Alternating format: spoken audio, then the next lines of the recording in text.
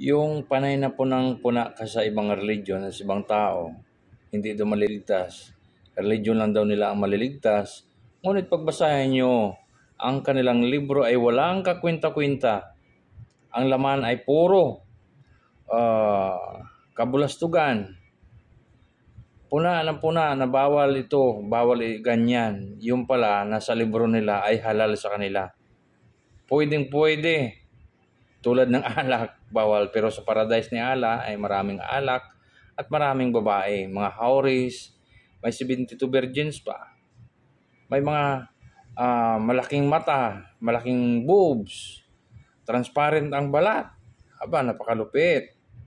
Ngayon, punang-puna kayo sa ibang religion, pero religion nyo, hindi nyo binabasa yung Quran at Hadith ninyo.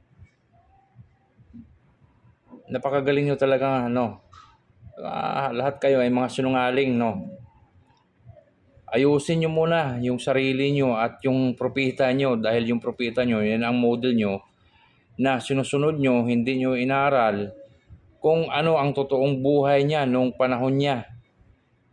Puring-puri kayo sa kanya, sa mga gawa niya, na hindi nyo nga alam yung history niya at history ni Allah nyo kung paano siya makipag-usap sa mga tao. Tumulong ba sila sa mga tao? Niligtas na ba nila yung mga tao? Niligtas pa ni Muhammad ang mga tao at ni Allah nyo?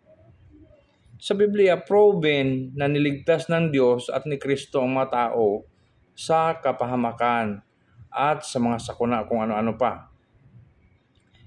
Yung history nyo, nangupya lang kayo ng 25 prophets, mali-mali pa yung kwento. Ang galing nyo,